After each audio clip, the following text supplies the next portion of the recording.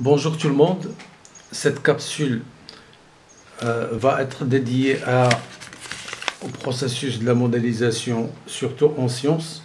Nous allons donc aborder respectivement les éléments suivants. C'est quoi un modèle?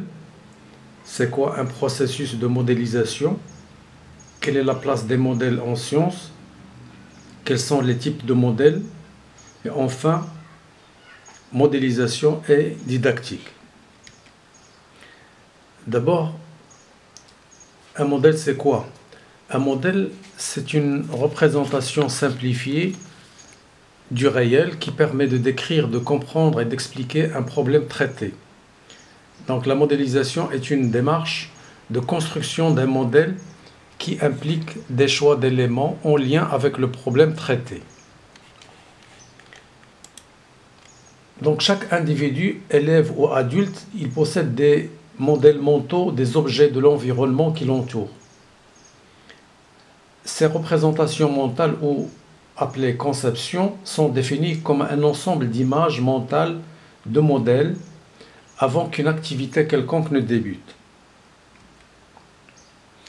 André Girardin définit la modélisation comme étant une démarche qui consiste à produire une représentation hypothétique se substituant à la réalité pour la décrire et la comprendre.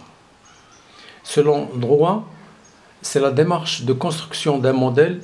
Celui-ci est un produit conceptuel jouant comme substitut de la réalité, et la modélisation est l'ensemble des démarches visant à construire ou à s'approprier ce substitut, mais également à le modifier. Concernant le processus de modélisation, donc les élèves élaborent des modèles mentaux qui leur sont propres.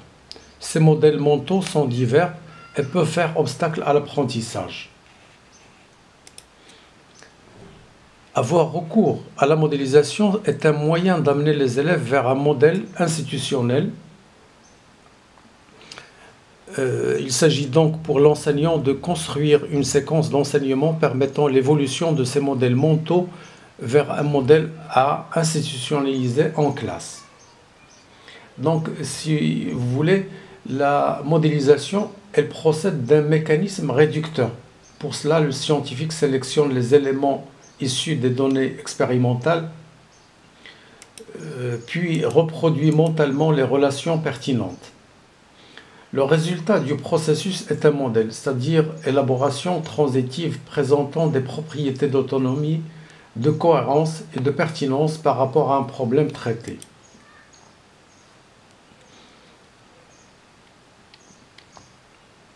Donc la modélisation est un moyen de transformer les modèles mentaux des élèves afin de les amener vers un modèle que l'on veut institutionnaliser. Les tentatives plutôt de modélisation menées en classe peuvent donc être considérées comme des démarches permettant l'évolution des modèles des élèves. Donc, si vous voulez, la modélisation, c'est un processus de construction de modèles. Elle implique forcément un changement dans la tête de l'élève qui se manifeste par des traces concrètes. Ce changement est capable d'aider à comprendre, organiser, prédire le phénomène étudié. La modélisation est un processus de transformation progressive des modèles auxquels l'élève recourt pour comprendre et prédire le monde qui l'entoure.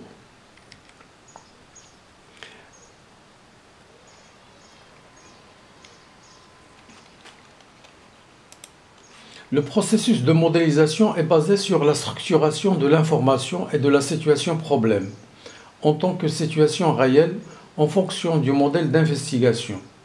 Parfois, la situation problème requiert de l'élève un travail de reconstruction ou de régulation du modèle d'investigation. Donc l'objectif à terme est que les élèves développent une démarche d'investigation et partant une facilité pour structurer les données d'une catégorie de problèmes en fonction d'un modèle scientifique. Et c'est ce qu'on va voir sur ce schéma-là. Là, on voit que l'enseignant, il confronte ses élèves à une situation problème. Donc, il propose un problème qui a du sens sur un sujet donné. En deuxième lieu, il recueille les modèles mentaux des élèves en lien avec ce problème. En troisième lieu, il met ces modèles mentaux à l'épreuve au travers des débats, d'observation, de confrontation avec des observations. En quatrième lieu, il conçoit des activités permettant l'élaboration et la construction de nouveaux modèles. Donc, il s'agit donc pour l'enseignant d'accompagner les élèves dans l'apprentissage du processus de modélisation afin de donner du sens au savoir et de faire évoluer les modèles mentaux des élèves en élaborant des activités permettant l'émergence des modèles mentaux des élèves en lien avec un problème donné, et puis après en prévoyant le recueil de ces modèles mentaux, en suscitant le débat et la discussion autour de différents modèles, en préparant des documents et des activités permettant la mise en concordance des faits, d'observations et d'éléments théoriques. Donc les biologistes sont particulièrement bien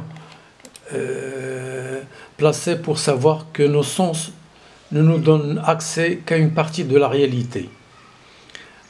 Aussi, ce que le langage courant appelle réalité est celle perçue par nos sens et à travers nos connaissances et concepts. C'est donc inévitablement un modèle de la réalité. Le regard du scientifique est plus pointu et plus pénétrant parce qu'il connaît beaucoup de choses à propos de son domaine. Le scientifique regarde à travers des modèles qui lui permettent d'appréhender le monde. Type de descriptif.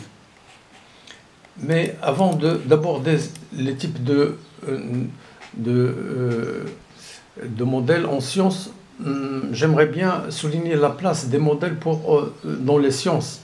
Donc la place des modèles, c'est pour organiser, structurer et donner du sens aux observations expérimentales, aussi décrire les mécanismes sous-jacents et prédire les phénomènes. Et ceci, il nécessite une prise de recul. Donc dès que le phénomène est simplifié, illustré, représenté, on peut parler de modèle d'une réalité qui est forcément plus complexe. D'un autre côté, à l'école, il faut bien fixer un savoir à institutionnaliser. Cette tension nous amène à distinguer le modèle mental de chaque élève, le modèle institutionnalisé dans l'école ou bien dans la classe et le modèle de consensus actuel des scientifiques.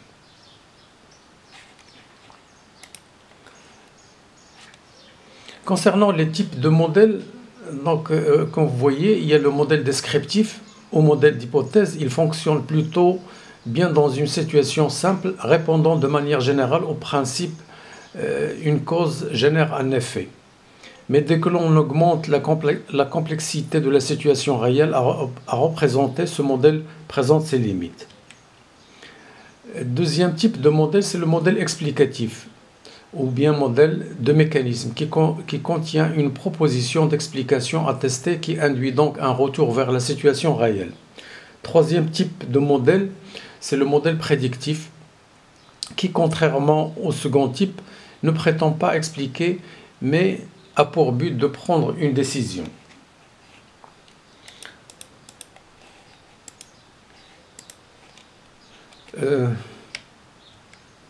Les caractéristiques des modèles, donc on peut citer ces trois caractéristiques essentielles des modèles, que sont d'abord les modèles, ils sont hypothétiques, ils sont modifiables, et en troisième lieu, ils sont pertinents pour certains problèmes dans certains contextes donnés. Modélisation et didactique.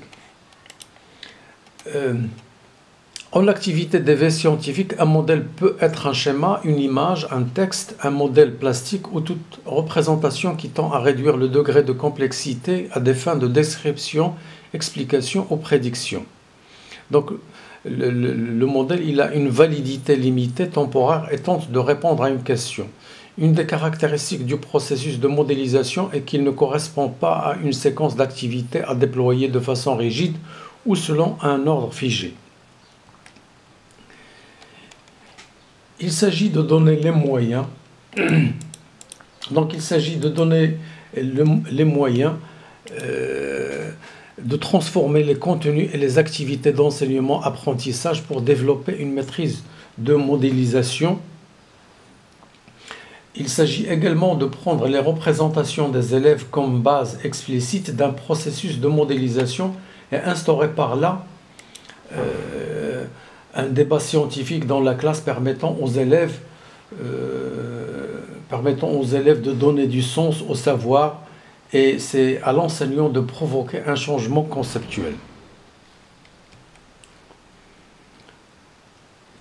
Le choix des modèles utilisés en classe ou produits avec les élèves est important car leur degré de complexité devra se trouver dans la zone proximale de développement de l'élève. Pour se trouver dans cette zone, il faut tenir compte du modèle mental de l'élève, le faire émerger afin de le faire évoluer vers le modèle de classe. L'utilisation d'un modèle trop complexe, plutôt que d'améliorer la compréhension de l'élève, risquera de la péjorer.